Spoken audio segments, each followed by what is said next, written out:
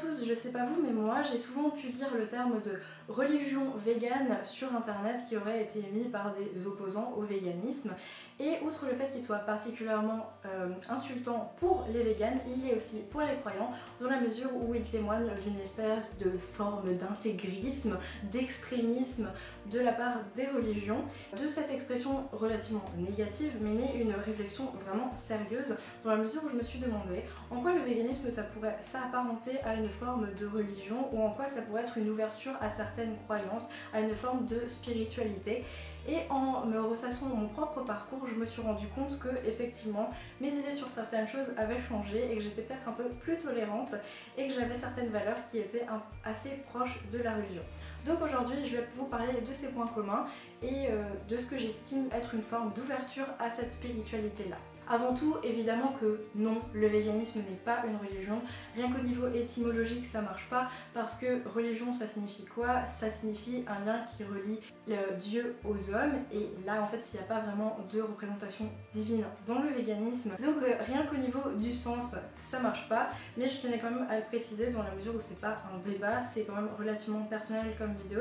C'est comment moi je l'ai vécu et comment moi j'estime que ça peut être une ouverture à une forme de spiritualité, même si je ne me définis pas comme dans une certaine religion en particulier ou quoi que ce soit. Selon moi, le point de départ, le point le plus notable entre les deux, c'est l'idée d'ascèse. C'est exactement un mot que j'ai emprunté à la religion du coup. Et c'est quelque chose qui consiste à se détacher des biens matériels pour se consacrer à des choses plus pures, plus hautes, pour un peu recentrer sur notre propre foi ou sur nous-mêmes dans le cas du véganisme. Et je trouve que c'est exactement ce qu'on fait quand on est vegan, en tout cas moi je l'ai vraiment vécu comme ça, dans la mesure où quand je me détourne des produits animaux, je me sens vraiment plus pure, j'ai l'impression d'être détachée de ça et je me sens véritablement plus libre. Après, c'est pas un jugement, j'ai pas envie que vous interprétiez ce que je dis comme des jugements, c'est vraiment ce que je ressens moi et comment je le vis par rapport au thème de cette vidéo. Deuxième chose particulièrement notable, c'est l'idée de direction, dans le sens où que tu aies une religion ou que tu sois vegan ou que tu aies n'importe quelle alimentation, c'est vraiment quelque chose qui va donner un sens à ta vie et tu vas vraiment vivre pour ça. C'est la même chose quand tu as une passion, mais c'est vrai que quand tu es vegan, toute ta vie est articulée autour de ça. Ton alimentation, ton mode de vie, mais aussi si tu peux faire des manifestations ou quoi. En tout cas, c'est vraiment quelque chose contre lequel tu te bats, et pour toujours prendre un terme religieux, c'est un peu comme ton combat sur Terre ou ton rôle sur Terre.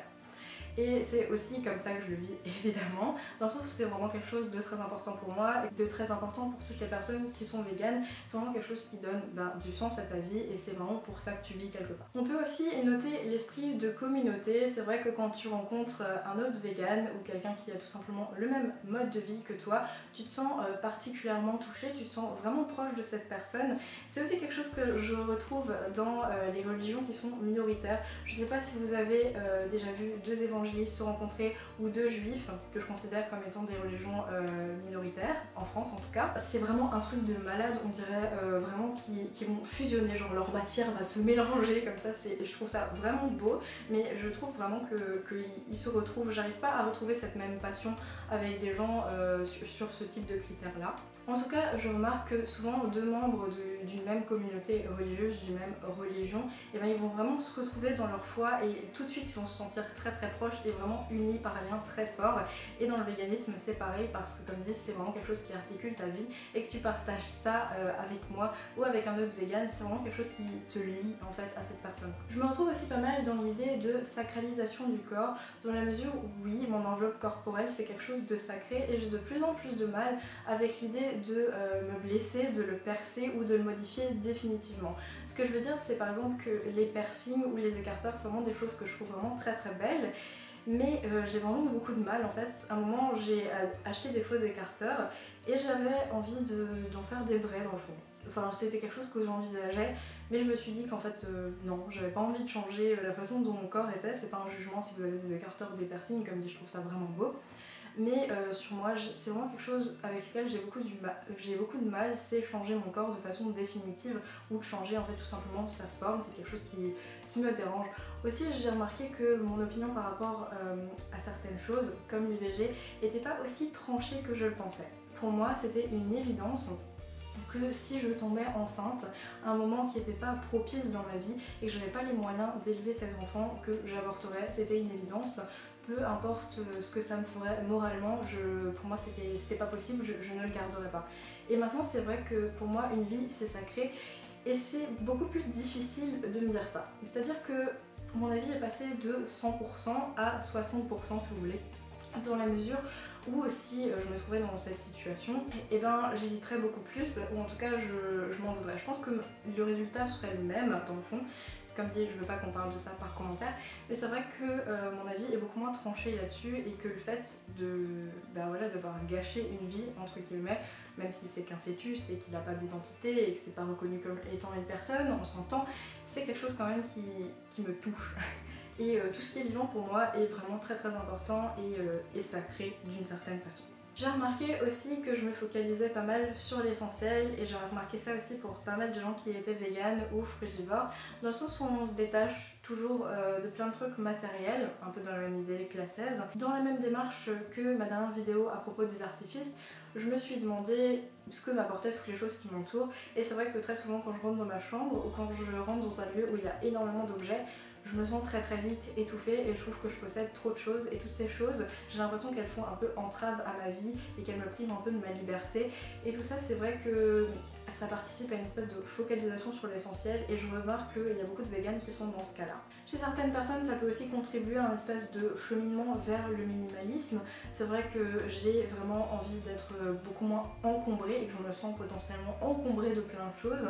Et que pour moi un environnement sain c'est un environnement qui est très dépouillé maintenant, ce qui n'était pas du tout le cas avant. C'est vrai que je me pose beaucoup de questions sur ce qui est vraiment important ou pas. Après c'est très différent parce qu'on peut retrouver aussi des youtubeuses beauté qui ont quand même une très très belle collection de maquillage, une très belle collection de vêtements, ou même des gens qui aiment beaucoup manger dans les fast-food même s'ils sont véganes, parce que les fast-food véganes ça existe, et qui vont pas avoir cette notion de je vais à l'essentiel, à la fois dans ce qui m'entoure et aussi dans mon alimentation. Et tout ça, comme dit, c'est très personnel et c'est pas du tout un jugement pour ces youtubeuses beauté qui ont plein de choses, mais en tout cas c'est vraiment comme ça que je le vis. C'est aussi quelque chose qui m'a apporté une certaine tolérance et une certaine ouverture d'esprit par rapport au choix des autres et notamment aux religions. N'étant pas née avec cette alimentation et plus largement ce mode de vie là, c'est vrai que je suis beaucoup plus sensible aux choix que les autres font pour leur propre vie et à certaines croyances qu'ils peuvent avoir, dont la religion ou n'importe quelle forme de spiritualité. Maintenant la question que je voudrais poser c'est: et toi, qu'est-ce qui t'apporte une forme de spiritualité et une forme d'ouverture d'esprit dans ta vie? Que ce soit pas nécessairement l'alimentation, mais ne serait-ce un mode de vie différent, qui soit particulièrement consacré au sport, à l'art, à la musique, quoi qu'il en soit, même si tu ne te définis pas dans une religion particulière comme moi, mais qu'est-ce qui t'ouvre vraiment l'esprit, qu'est-ce qui te fait réfléchir, qu'est-ce qui t'apporte presque une sorte de philosophie de vie, qu'est-ce qui te donne une direction dans ta vie? J'aimerais savoir ça, même si tu as des passions et que tu vois pas exactement ça de la même façon que moi. Qu'est-ce qui te fait que tu te sens bien et que tu te dis ça c'est vraiment quelque chose de super important pour moi, c'est vraiment quelque chose que j'ai envie de suivre dans ma vie, c'est même si ta vie n'est pas complètement articulée autour de ça, mais enfin je pense que tu as compris.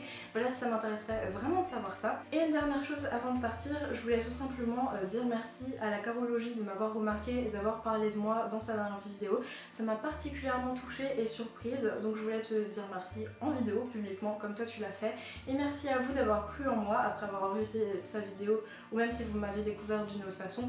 Ça me touche beaucoup de tous les commentaires en fait que vous m'envoyez, c'est vraiment adorable. Merci de me soutenir comme ça, merci de me remercier pour mon travail, de m'encourager, de me féliciter aussi, ça me touche énormément. Alors c'était juste ça, je voulais juste vous dire merci pour ça. Comme d'habitude, n'oubliez pas de laisser un pouce dans les airs sur cette vidéo si elle vous a plu, de laisser un commentaire, tu sais ce que je veux savoir, de vous abonner à la chaîne si elle vous intéresse, ça me ferait extrêmement plaisir. Je vous retrouve dans une prochaine vidéo, d'ici là, buvez beaucoup d'eau, mangez plein de légumes, ciao!